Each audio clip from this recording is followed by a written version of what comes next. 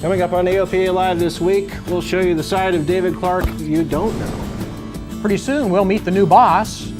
Another ditching in the Hudson? I have a question for you. Do you think it's possible to actually pre-flight your airplane better if you had a washer and dryer delivered to your home? Rod Machado will answer that question in our new series, License to Learn. AOPA Live this week begins right now.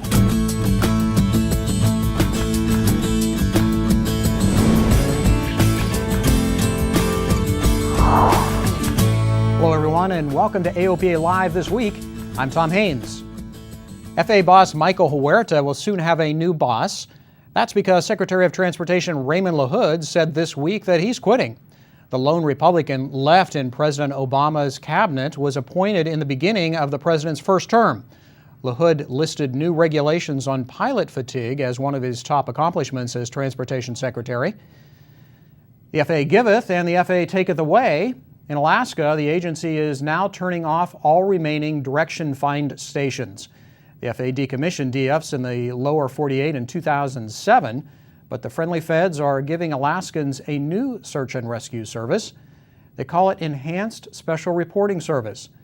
And what it does is incorporates spot or spider tracking devices into VFR flight plans. The little boxes can send a distress signal through a satellite directly to the flight service station. Specialists will match the SOS to a flight plan and alert search and rescue. AOPA and the Alaska Airmen's Association worked with the FAA for some 2 years to get this program up and running. Meanwhile, a cell phone helped rescue a pilot and passenger from a ditching in the Hudson River last weekend.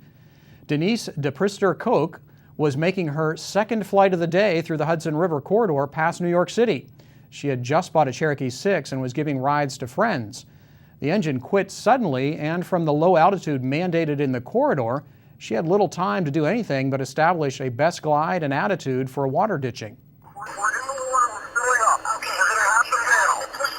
No, we're still in the plane. Okay, can you get out of the plane? Can you open this door?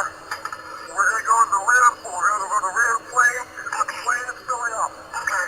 We're at the Alpine Tower. Alpine Tower? Yes. We're in the middle of the Hudson. In the middle of the Hudson. Okay. Are you still in the plane? We are in the plane. The plane is taking on water. Okay. Is it possible for you to get out? We can get out if we have to. Okay, I need you to get out. If the plane's going down, let's go. Get out. Get out. Get out. Go in there first. All right, I'm out of the plane. Okay, where are you? I'm going to lose you. I'm going to lose you. Okay. I'm going to lose you. The water's freezing. It took 23 minutes for rescuers to get to the pair. They had life jackets, and that likely helped them survive in the 35-degree water. Pilot DePrister-Koch's glider and seaplane training also contributed to their survival. You can read more about what happened on AOPA.org. Another step towards the new Beechcraft Corporation this week. The bankrupt Hawker Beechcraft announced last week that its creditors have approved an exit plan from Chapter 11 bankruptcy. If the federal court approves, the company could reappear in February as the Beechcraft Corporation, building piston, turboprop, and military aircraft. The jets, however, are gone. The judge will also rule on pension plans and a royalty agreement with Pilatus for Hawker's T-6 military trainer and light attack aircraft. The market for piston aircraft is improving according to another major manufacturer, and it's being driven by the training market.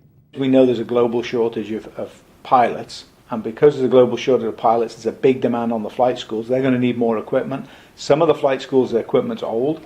So we are actually aggressively going after those flight schools to help them re-equip their fleets and or add new equipment. Back in November, we signed our first long-term agreement with the Florida Institute of Technology. They're purchasing 8 new G1000 Archers this year. And they have options on another 16 planes over the course of the long-term agreement, which is a 5-year agreement.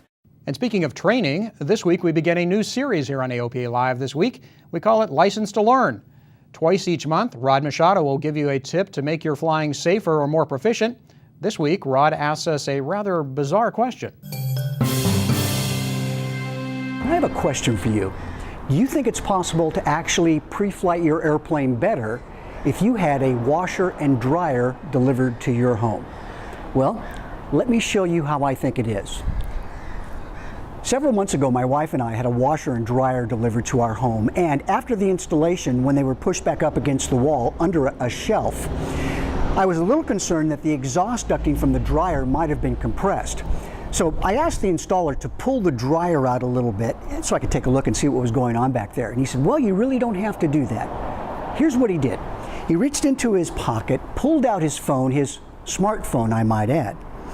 He activated it in the record mode, turned on the light, and held it behind the dryer so we could see what was going on back there. My wife, who was standing right next to me at the time, looks at that and goes, oh my gosh, we can use that to help us pre-flight our airplane.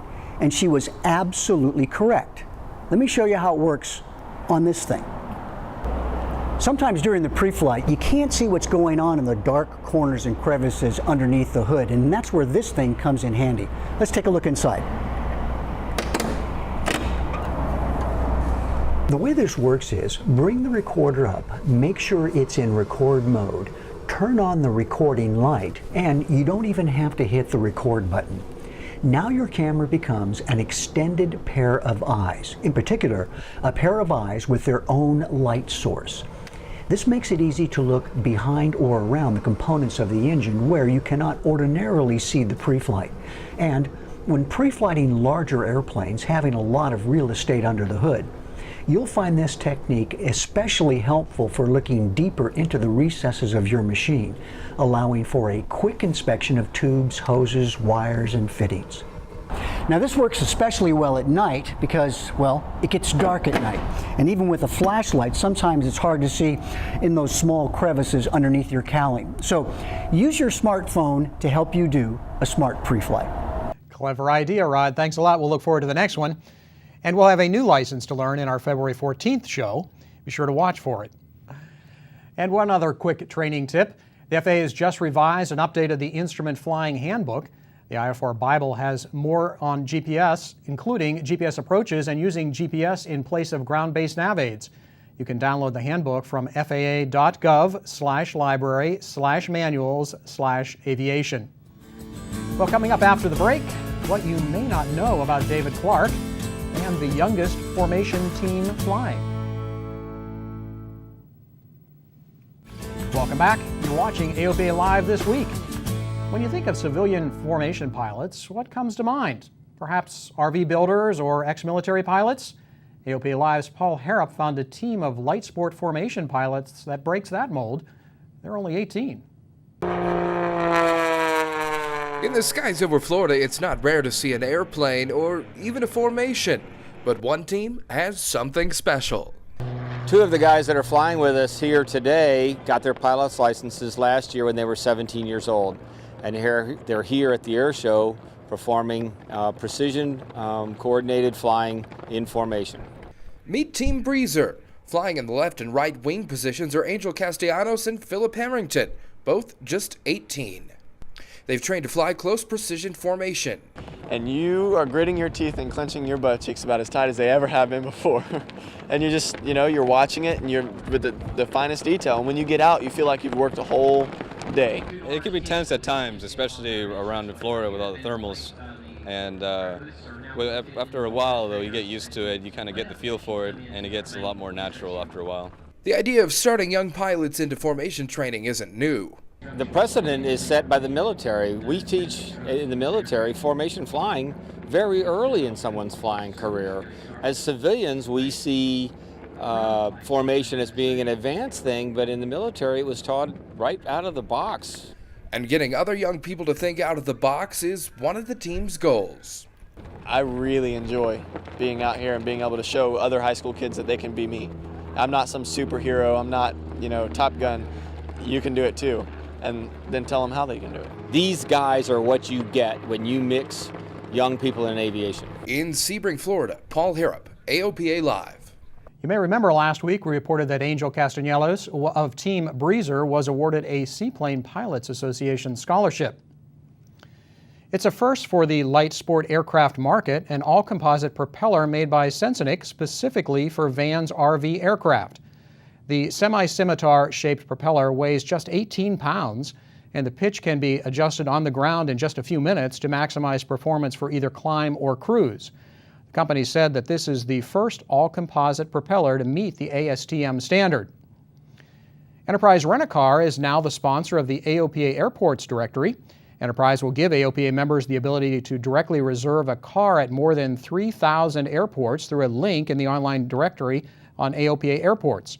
And members get a discount on Enterprise's already low rates. Enterprise is an AOPA strategic partner.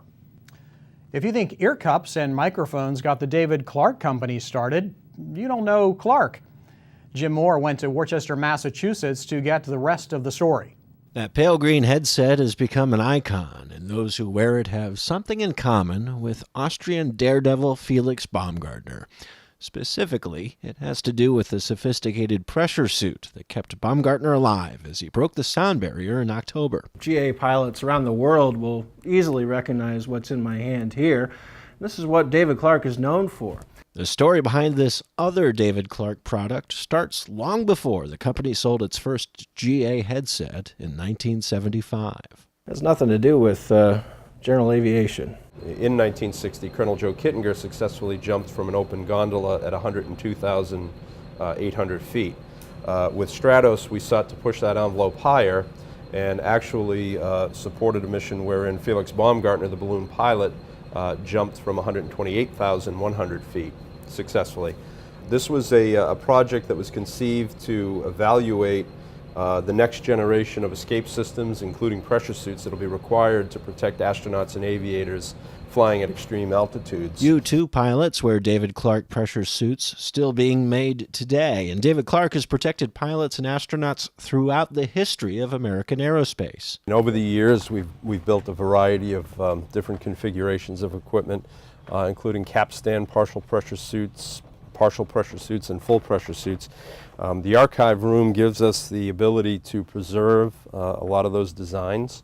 What you see here are versions of a lot of what we built. It all started before Pearl Harbor, when David Clark learned pilots were blacking out in their new high-performance aircraft. He took this man's girdle, called the straightaway, straight off the shelf and stitched the bladder from a football into the belly and sent it to Washington as a prototype. You'll notice that there are no seams here, and this was Dave's specialty, being able to weave materials that exhibited different physical properties in different areas. Clark was soon competing with others, vying to perfect the G-suit that pilots would actually wear.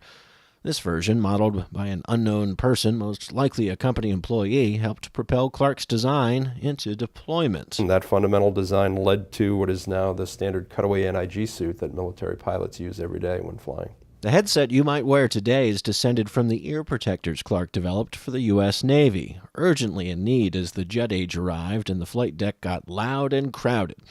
Officers worried men would lose their lives running around with fingers jammed in their ears. We continue to provide equipment of this type that's used on modern-day flight decks, but it ultimately morphed into our commercial products line, wherein the hearing protectors were outfitted with earphones and microphones to allow two-way communication. Up on the fourth floor, the innovation continued. The company developed and patented a special weave used for the inner lining of a pressure suit. You'll notice the material is actually very, very lightweight and comfortable. It is a breathable material that allows water vapor, basically humidity and perspiration, to pass through, yet it still retains the air pressure required to protect the pilot in the event that he's exposed to a hyperbaric environment. NASA has continued to turn to David Clark, and the company is also preparing for the advent of manned commercial spaceflight and space tourism. If you're one of those lucky tourists, you might find yourself wearing one of these. This is what's referred to as the Contingency Hyperbaric Astronaut Protective Suit, or CHAPS. It's a very, very lightweight, comfortable, low-bulk suit that would afford hyperbaric protection to spaceflight participants. It's very lightweight, very comfortable. As you engage in these commercial spaceflight endeavors, you have to wear something. So our job is to provide you with something that affords you a level of protection but doesn't intrude on the experience. Even if you don't get to fly like Felix. We're very fortunate in this business because astronauts and aviators are our friends, and we take our job to protect them very seriously. We want them to go home at night and see their families, and it is a very, very personal thing. But anytime we can learn something to advance the state of the art and perhaps help future generations of astronauts and aviators, that's why we come in every day. In Worcester, Massachusetts, I'm Jim Moore, AOPA Live. Thanks, Jim. Interesting story. And you know, those pressure suits are complicated. More than 2,800 patterns are required to make a U-2 pilot's pressure suit. And do-it-yourself daredevils often ask, and the answer is always no. Those pressure suits are only for scientific research and military applications. David Clark won't sell you or me a pressure suit. And you can read more about David Clark and the development of the G-suits and pressure suits on AOPA.org. Just click on the More News bar at the bottom of the homepage. And that's it for this week. I'm Tom Haines. Thanks for watching. We'll see you next Thursday for AOPA Live This Week.